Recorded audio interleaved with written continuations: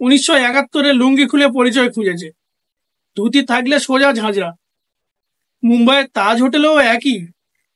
কাশ্মীরের সৌন্দর্য আর টিউলিপ দেখে কি মনে হয় সিআরপিএফ বাঁচিয়ে রাখতে পারবে আমাদের? না। মরীচিকায় পথ চলা যায়, কিন্তু পথের দিশা পাওয়া মুশকিল। কাশ্মীরের পেহেলগাঁও বৈশরণ উপত্যকায় লস্কর ই তৈবার জঙ্গি আক্রমণে 27 জন পর্যটক প্রাণ হারিয়েছে।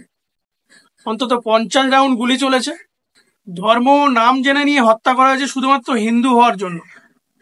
গুলি মারার আগে পর্যটকদের প্যান খুলে দেখা হয়েছে, অর্থাৎ হিন্দু না মুসলিম বোঝার চেষ্টা করা হয়েছে।